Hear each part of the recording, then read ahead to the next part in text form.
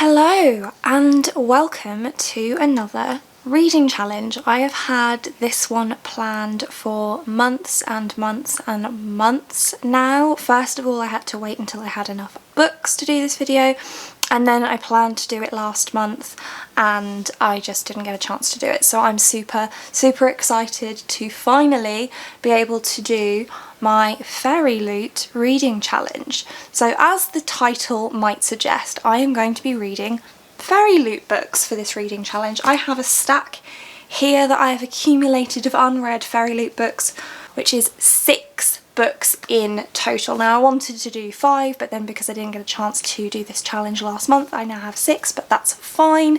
Usually my reading challenges are 5 books, but 6 is okay too. I'm going to show you the books that I'm going to be reading for this particular challenge. I will also link up here my Fairyloot unboxing playlist in case you want to watch any of the unboxings for any of these. Okay, so the first one is A River of Royal Blood by Amanda Joy. This was the November 2019 Fairyloot box. I'm only going to give it very brief synopses of these in this particular clip because I'll be able to give you a better idea of what they're about once I've actually read them. So the very first sentence on this blurb is 16-year-old Eva is a princess born with the magic of blood and marrow, a dark and terrible magic that hasn't been seen for generations in the vibrant but fractured country of Maya. So that is that one. Then in January 2020 we received Woven in Moonlight by Isabel Ibanez. Zemina is the decoy contessa, a stand-in for the last remaining Illustrian royal. And this is a Bolivian-inspired fantasy. Then in February we received The Shadows Between Us by Trisha Levenseller, and Alessandra is tired of being overlooked, but she has a plan to gain power.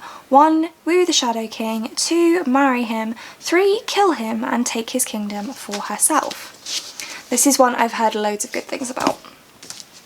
Then in March we received Bone Crier's Moon by Catherine Purdy. They alone can keep the dead from preying on the living, but their power to ferry the spirits of the dead into Goddess Alara's night heavens or Tyrus's underworld comes from sacrifice.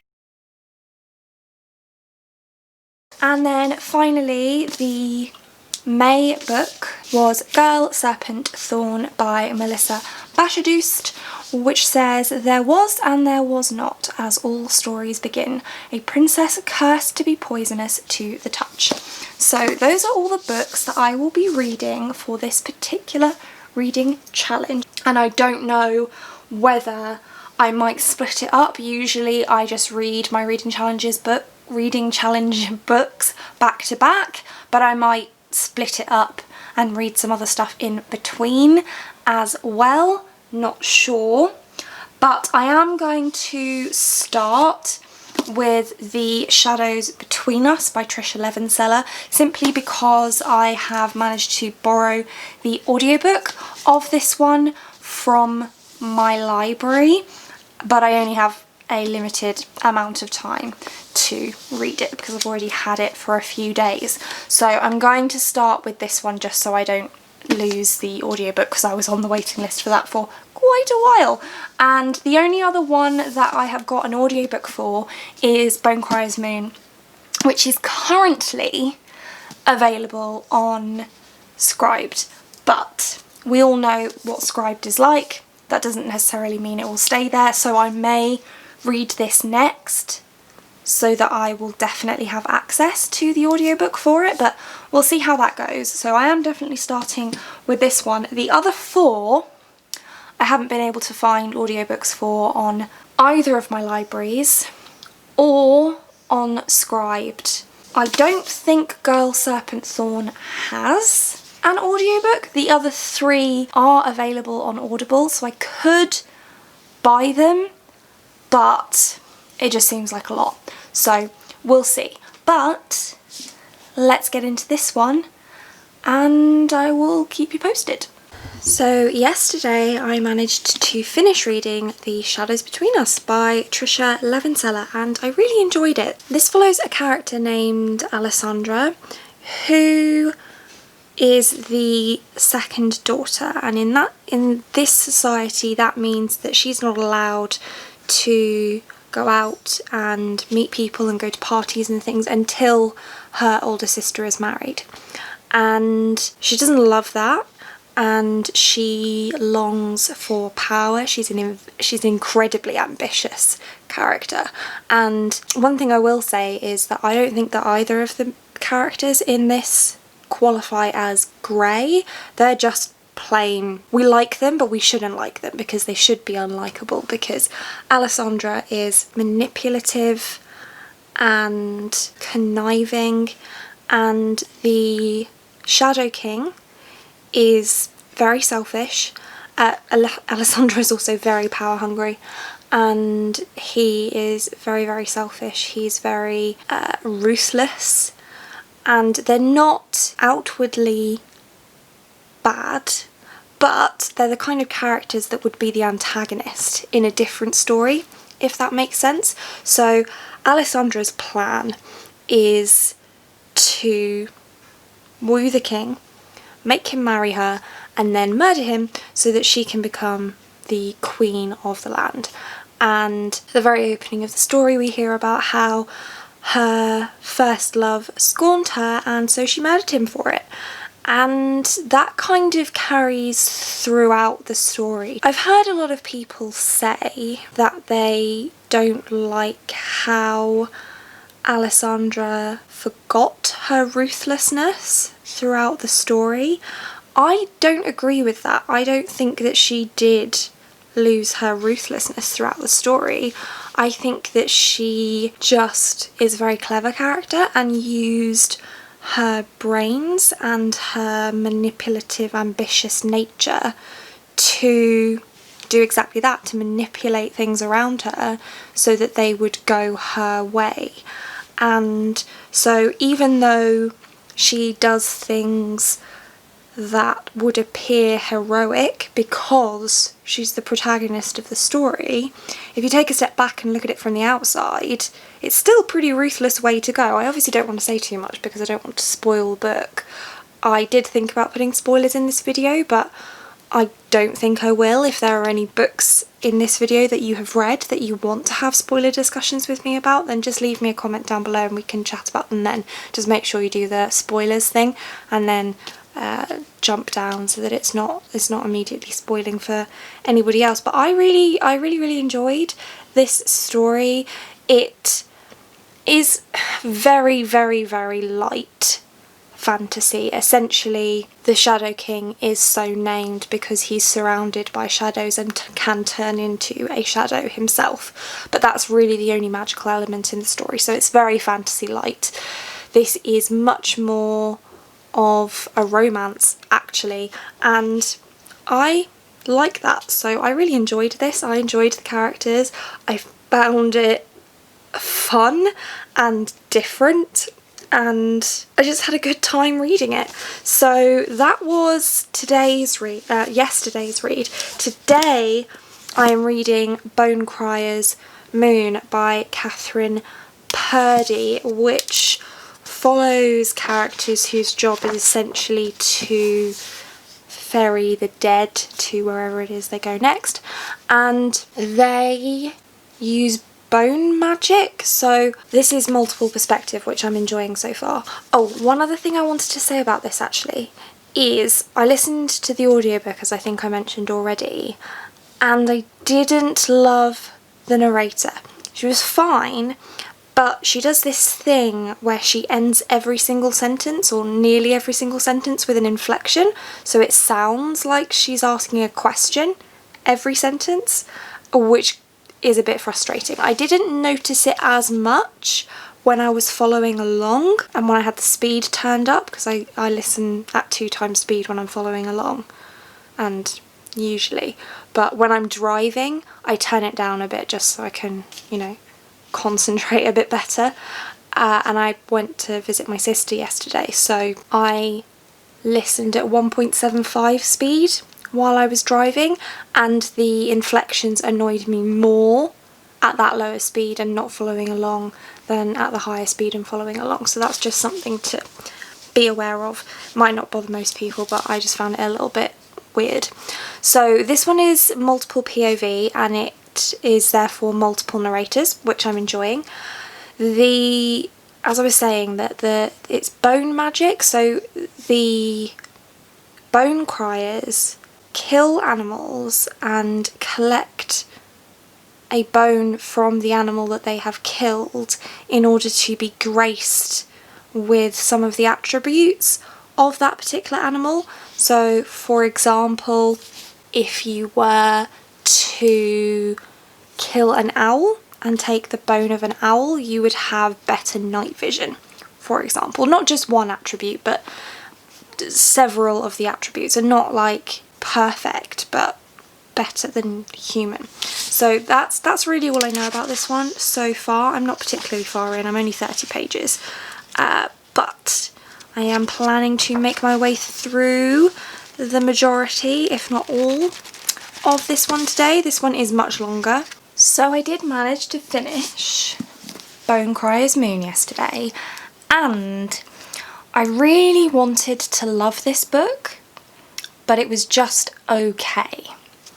So I think basically what I've said about the plot already is right. It's about this group of women, the Lores, who are, they ferry the dead on to wherever it is they go next, and to do that they survive on bone magic. So if they kill an animal and take one of its bones and perform a ritual, then they gain some of the graces from that particular animal, and then when they are ready to become full farriers, they engage in this ritual which involves them playing a song to lure their amoureux to them, so their one true love, and they can spend up to a year with this person and bear a child with this person if they wish, and then they must kill this person. And we follow 3 perspectives in this story. So we follow Bastien, who is just a normal guy who watched his father murdered by one of the Lores, and we follow Sabine and Elise, who are both would-be farriers. And I did find the magic interesting. I just found everything quite surface level in this story, unfortunately. So the relationships that occur in this story, it's really difficult to talk about why I didn't love this without spoilers, but some of the relationships were just predictable and not built very well, and I just didn't buy the supposed feelings that people were feeling, and the antagonist was obvious but also not interesting, and their motivations, once we found those out, I just didn't find them particularly inspiring. And I also, this book does that one thing in books that really frustrates me, that I've talked about on this channel before, where, as you can tell from some of the names, the inspiration for the language and somewhat the setting of this story is French, and so the names and the places of things are French, and that's fine. And when I'm reading a book, it is part of my understanding as I'm reading that book that in most cases the book is a translation for me into English, because in a book like this, clearly they're in a French-speaking place. So I don't speak French, so the book has been translated into English for me. Similarly, in fantasy books, what are the chances that in this fantastical world that is so different from our own, they would actually speak English? No. Along with my suspension of disbelief about everything else, I also believe that they are speaking in a different language, but it's just translated into English for me, the reader. That's just how I go about my reading. That is just a belief that I have in my head, basically for all stories apart from contemporary stories told in either the UK or the US. Everybody's just speaking a different language and I'm reading it in English. I then get drawn out of the story when characters randomly say certain words in the language of whatever. And it happens quite a lot with French books, or French-inspired books, I should say. Quite a lot. Not so much with Spanish or Latin-inspired stories. And I should clarify that this isn't, you know, like for example, they say merde in this story quite a lot, which is fine because quite a lot of people will swear in their mother tongue if they're speaking a different language. That's something that happens, that's totally fair. But that isn't the only place that this is done, and they just randomly throw in phrases every once in a while that have to be translated for other characters. I'm sorry, I just don't buy that. It pulls me out of the story every single time this happens in this book or any book that does that. It takes me out of the story. So I don't like that. I don't like it when authors do that, and that's done quite a lot in here. So I didn't like that. And it's not that I disliked this book, but I am disappointed because I really wanted to love this one and it was just okay. Also, it's a duology and I don't know how I feel about carrying on with the series. It might be one of those that I just read a full spoiler-filled synopsis of the sequel to find out what happens, but not actually read the book myself. Don't know. But anyway, I finished that one yesterday, so now I am on to Girl, Serpent, Thorn by Melissa Bashadoost, which is Persian inspired, which I didn't know before I started reading, and I did have to look it up. But this is the one about a girl who has a poison touch, and I'm not particularly far in. I'm only on page 44. I don't have an audiobook for this one, which I did think was a little bit weird that I couldn't find an audiobook for this anywhere, not even on Audible, and it's because this is actually not out until the 7th of July in the UK. I don't know whether that's the case in the US, but by the time you see this video, this book will be out, and it may be that then there is an audiobook available. I don't know, but I don't have an audiobook, so I am just reading this one the traditional way with my eyeballs, and I'm a slow reader, so it's probably going to take me a while to get through this. I probably won't finish it today, much as I would like to, mostly because I went on a 2-hour walk, and when I got back I fell asleep for 3 hours, so that's eaten into my reading time quite significantly. But this is quite short, it's only 311 pages, so hopefully I'll make some decent progress on this evening and then maybe finish it tomorrow, ideally. But so far I am enjoying it. And what's interesting about this one is that the premise is very, very similar to The Sin Eater's Daughter by Melinda Salisbury, which I read around this time last year and fell short for me, which I'll talk about a little bit more once I finish this one, because I feel like the storylines are going to be very, very similar, and so I'm interested to see if I end up liking this one better, less, or the same as that one, because it might just be that that particular trope doesn't work for me. But I suspect what it actually is that I didn't enjoy the way that Melinda Salisbury decided to execute it. She made some plot decisions that I just didn't love. They were it went down a more romantic plot line than I was anticipating, but this one is quite clearly going down a romantic plot line, and also it's supposed to be queer. So I'm interested to see where this one's going to go, and I will update you again once I have read it. It's now the next day, and I've just finished reading Girl, Serpent, Thorn by Melissa Bashadoost, and I really enjoyed it.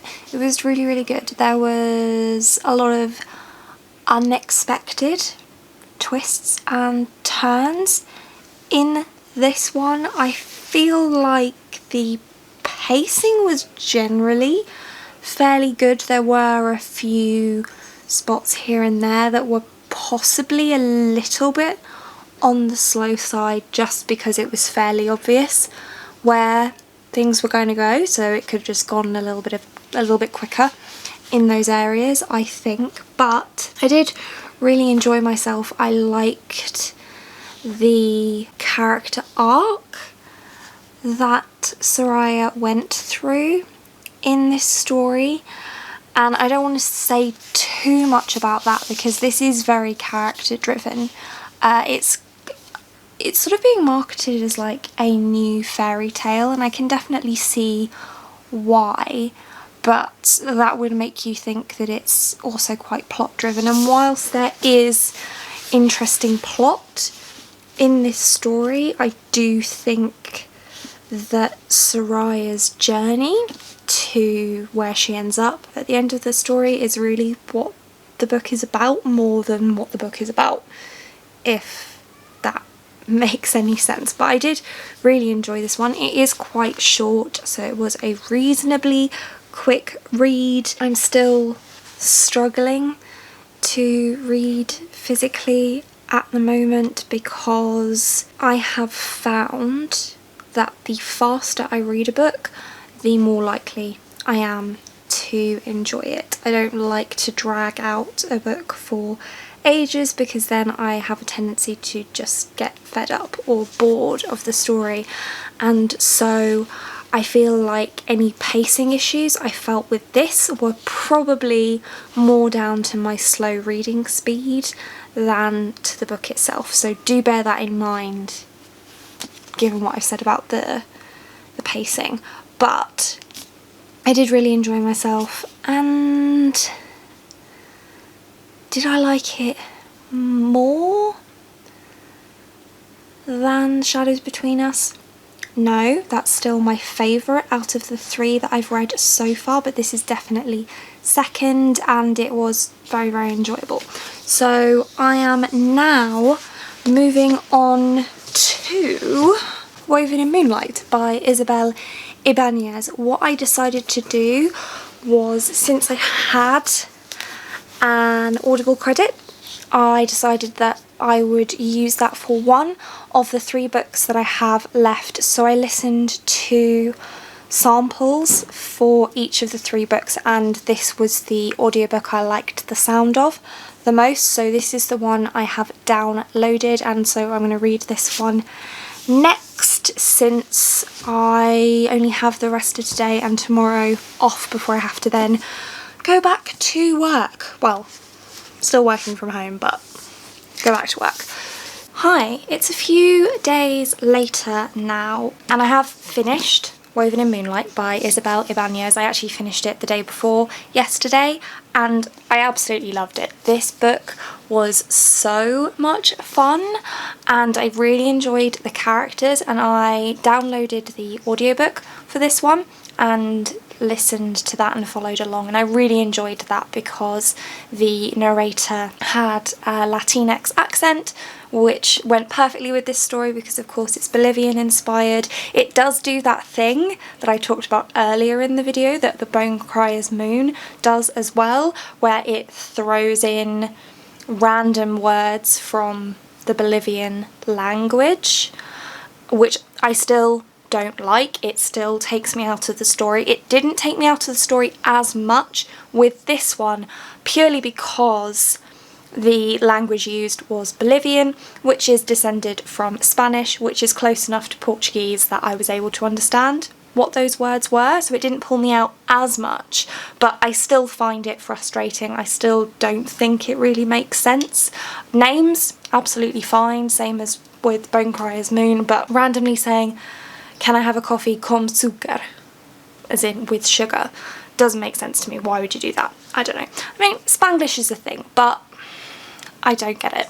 So I didn't love that, but everything else about this story I really, really enjoyed. The ways that the characters got where they were going, and I don't want to say too much because I don't want to spoil, but the way that they got there in terms of character development was very different to a lot of the stereotypical ways that characters get emotionally and mentally and physically to where they were going in terms of their development throughout the story, and I really enjoyed that. I found it very refreshing. I feel like our main character, Jimena, was very independent and made up her own mind about things and wasn't forced into making any specific decisions or alliances. She just did what felt right to her, what fit her own personal morals, and I really, really liked that. And there is a little bit of insta-love in this story, which insta-love can work well. I don't think it worked particularly well in here, but I am not one of those readers that is hugely bothered by insta-love. It won't like ruin a book for me or anything, but if insta-love is a real deal breaker for you, just be aware that it does happen in here. It's not a huge plot point. It's not, and it doesn't really become an issue until much later in the book, and I think you can still 100% enjoy this story, but something to be aware of. But this book, I loved it. I absolutely loved the magic system in here. And again, I don't want to say too much about it because a lot of the really great stuff doesn't get revealed until much later in the book, sort of halfway through, so I won't say anything about it, but I absolutely loved the magic system. It was really, really unique, and I just really enjoyed reading about the magic system. And there is going to be a sequel / companion novel to this that follows one of the side characters from this story, which is called Woven in Starlight, I think, and that's out next year, and I probably will pick that one up because I really loved the writing style of Isabel Ibanez, and this is her debut novel, so I can't sort of go to her backlist and find other stuff written by her to get that writing style again, which is why I'll probably read the companion, because I found the writing style just really fun and easy to read, and the world building was still there but without being overly convoluted. The character building was really, really great. I loved all of the characters and all of the side characters, and it was a really easy world to fall into and feel comfortable in very, very quickly. So absolutely loved this one. So I do have then 2 books left in this reading challenge. The next one I'm going to pick up, or have picked up, is A River of Royal Blood by Amanda Joy, and I've only read the prologue of this so far. I didn't really do any reading yesterday, I just read the prologue because I had a massive headache, but I actually think I'm going to do what I thought I was going to do with this particular reading challenge and give myself a break at this point, because it's all fantasy and I'm back at work and I feel like my head is a little bit messy, so I'm actually going to take a break, read a contemporary story, and then I will come back to this reading challenge. So I probably won't update you for another few days, but I will be reading these books, and hopefully I'll finish this video and get it up for you very, very soon. But I mean, you're watching this when you're watching this, aren't you? You don't really know how long I've been reading these books and keeping this secret from you.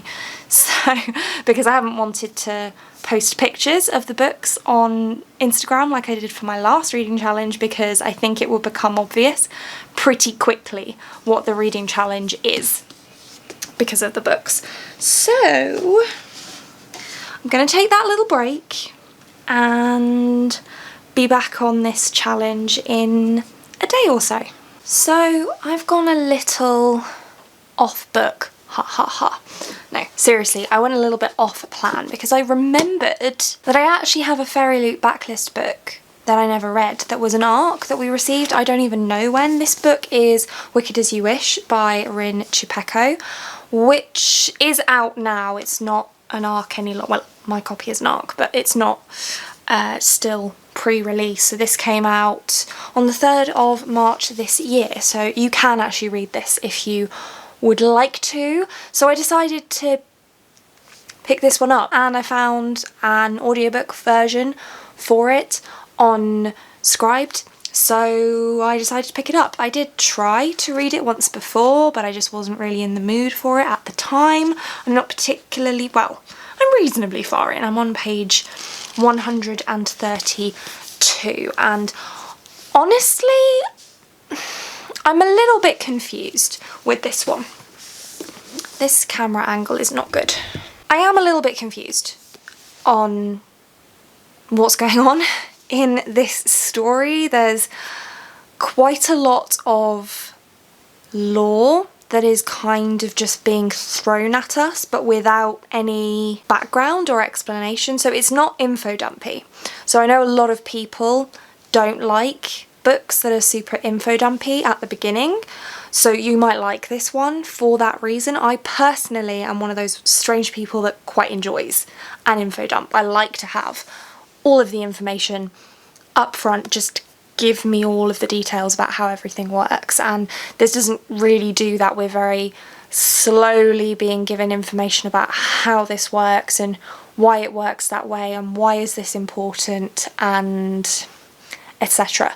So this is supposed to be kind of an Arthurian legend retelling, but I don't think it's really an Arthurian legend retelling so much as it is drawing some specific things from Arthurian legend, but also from other children's classics. Is that what we would call them? Things like Narnia. So like the Snow Queen exists in here. Neverland and Peter Pan exist in here.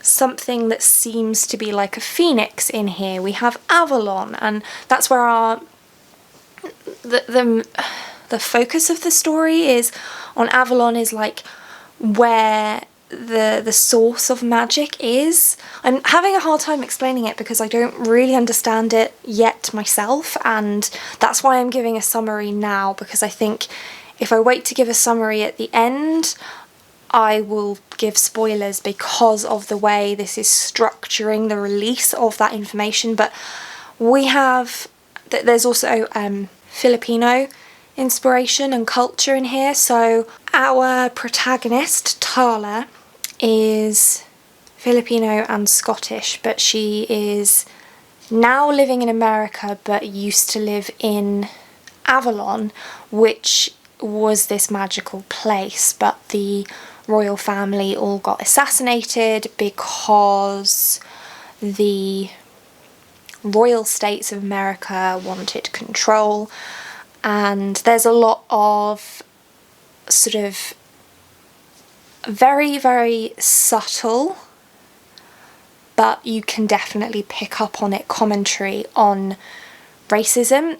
For example, one of the antagonists in this story is Ice, which is interesting.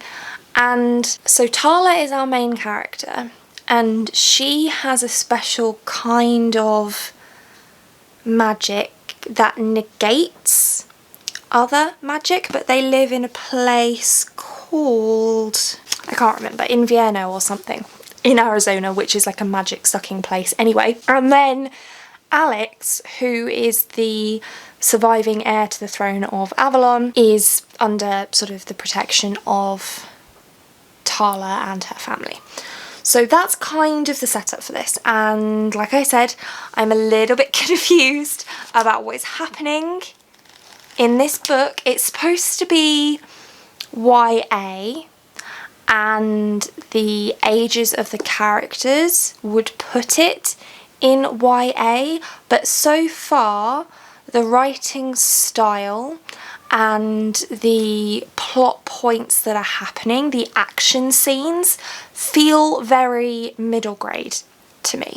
And that's not meant as a criticism, because I love middle grade, as you may know. But I think that this would fit more comfortably into a middle grade audience, or a very young end of young adult audience. I think it's just a middle grade but with older characters, which works for me. I think, you know, when you're that age, you can't wait to be older, and so people who are older than you are just automatically cool. Not parent age people, just people who are teenagers. They're just, I remember when I was like, what, 10, and reading the Mediator series by Meg Cabot, and I think that Susanna is like 14 or 15 in that story, and I just thought she was so cool and grown up and old, and I couldn't wait to be 14 or 15 because Suze was 14 or 15, and that was really, really cool. So I think that this would work really well as a middle grade story. And I mean, there might be stuff that happens in the back end of this book which means that it wouldn't be appropriate for middle grade, so I will let you know if that's the case. But so far, I'm a little bit confused, but I think it would work well for middle grade as well for that reason, because middle graders don't necessarily care too much about all of that info dumping explanation stuff. They are quite happy to just sort of suspend their disbelief and dive into the action and the adventure of it all, because unfortunately as we get older, or at least for me as I've got older, my imagination has dwindled somewhat. So yeah, I don't know, I just feel like this is would be much better as a middle grade. But I hope I might finish this today. If not, I will definitely finish it tomorrow, and then we'll get back to the original TBR.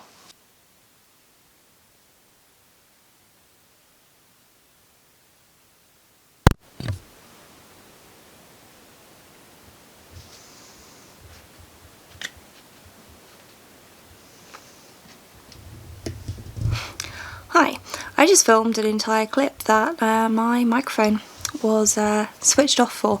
So here we go again. Apologies for the bad lighting. It's currently 11-ish PM, so I don't want to turn on a bunch of lights because Lee's already asleep, and it's Sunday night, so I am going to be going to bed. But I did want to update you because I have finished Wicked As You Wish by Ringe Pecco, and it took me a lot longer to read than anticipated because unfortunately it didn't really work for me. I didn't like it very much. If it weren't for this video, I would have DNF'd it, and that's a shame. I think what I said before about it being more middle grade in sort of style is right. I think it would fit better into a... Sorry, sorting out Haruki there. He pulled something down off of my bookshelves. Yeah, so I think it would fit better in a middle grade age range than in a young adult age range. And that's not why I didn't like it, because I do love reading middle grade books.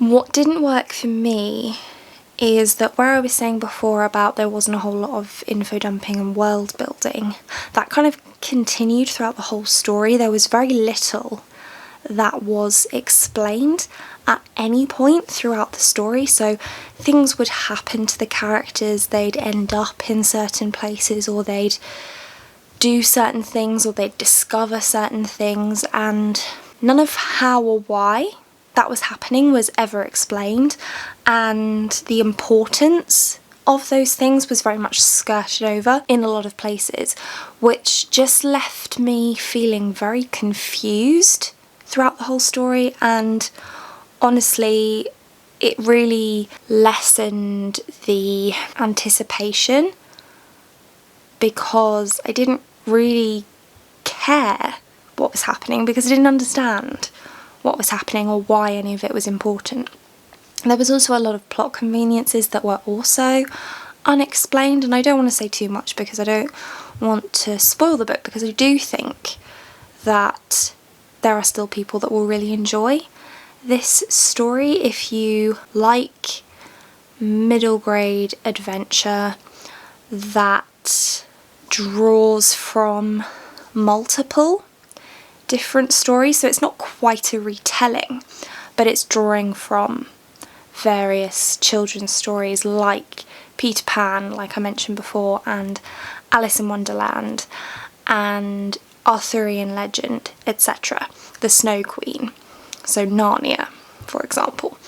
Avalon, which is almost like an Atlantis type place. It's very much urban fantasy, I think, but like I said, it's structured like a short story in that it doesn't provide all of that explanation about how things are happening, why things are happening, why that's important, etc. It's just happening.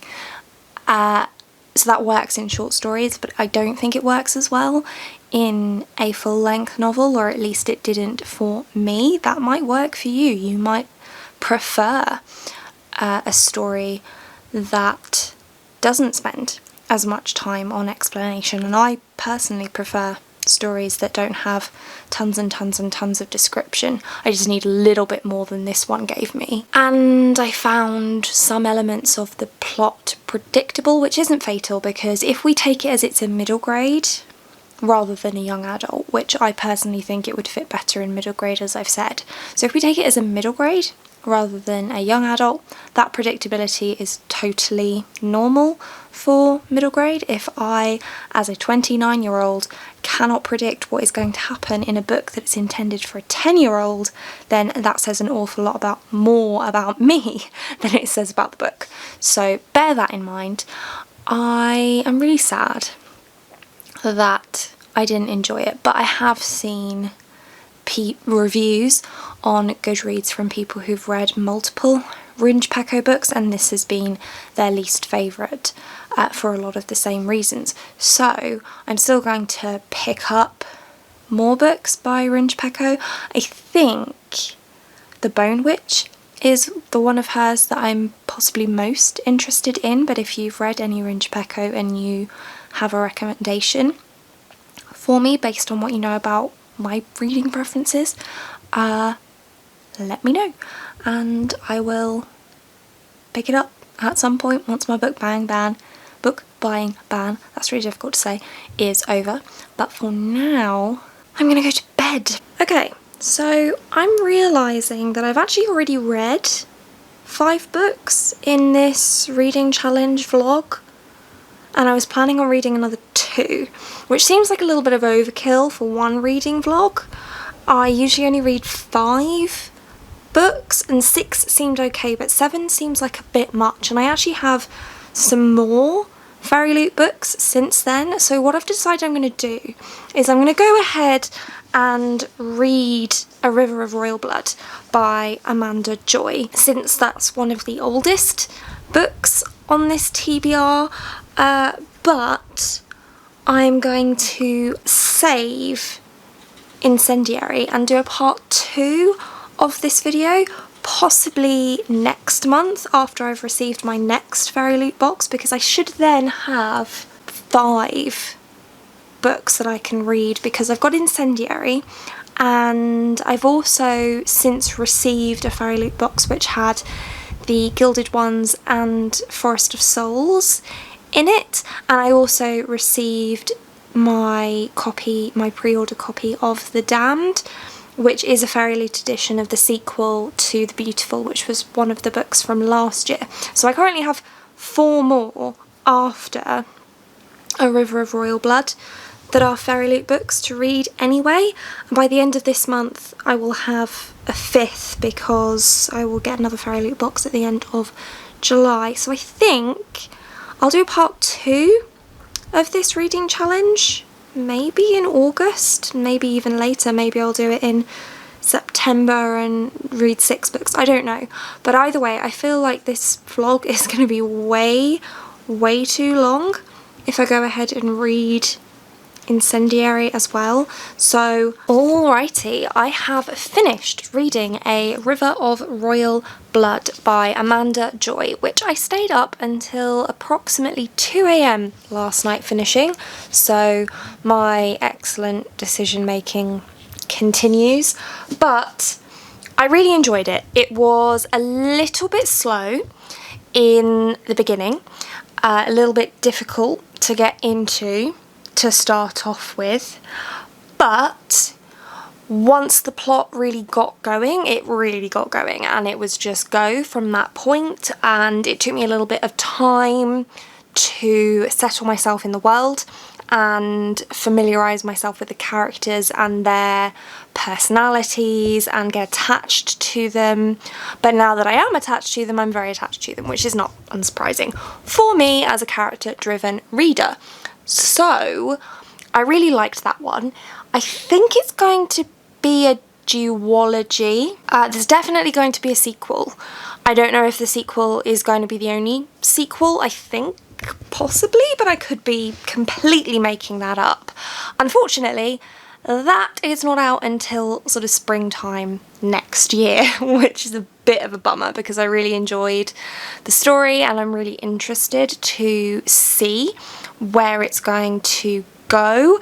It is a little bit reminiscent of the Three Dark Crowns series by Kendara Blake, in that we follow, and this is single perspective though, where Three Dark Crowns series is multiple perspective, but so in this one we just follow one of two sisters who are princesses, and when they come of age, when the youngest comes of age, they will battle to the death to see who will ascend to the throne. And so we follow a character who hasn't quite figured out her magic yet.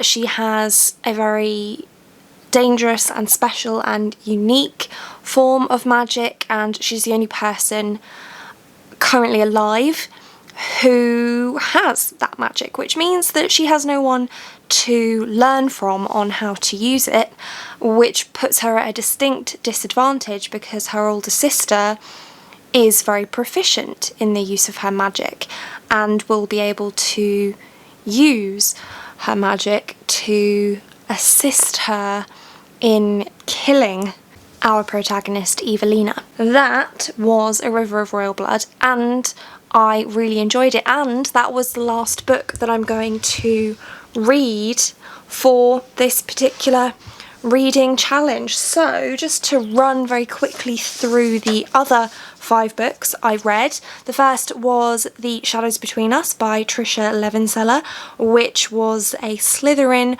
romance story which I thoroughly enjoyed. Next was Bone Crier's Moon by Catherine Purdy, which is a French-inspired story about siren-like women who ferry the dead to wherever it is they go next, and part of that process involves summoning their one true love and then killing them. Then I read Girl Serpent Thorn by Melissa Bashdoost, which is a Persian-inspired fantasy story about a princess who has a poison touch, and I absolutely loved that one as well. And then I read Woven in Moonlight by Isabel Ibanez, which is a Bolivian-inspired fantasy story about Jimena, who is like the decoy princess who has to go and enter into an arranged marriage in place of the real princess in order to spy on the interlopers that have taken over the queendom. And then finally, before A River of Royal Blood, I read Wicked As You Wish by Rinj Peko, which is an Arthurian legend type fantasy, but with inspirations from a whole host of other stories, and Unfortunately, I didn't enjoy that one as much. I should mention that I absolutely loved Woven in Moonlight. So this was a really successful reading challenge, which I'm really happy about. I really enjoyed this reading challenge. As I mentioned, I will be doing a part 2 of this particular reading challenge either next month or the month after, because I do have some more Fairyloot books to read. But that's it for this one. Thank you so much for watching. If you like this video and want to see more like this from me, then do think about hitting that subscribe button, and I hope to see you here again soon. Thanks. Bye.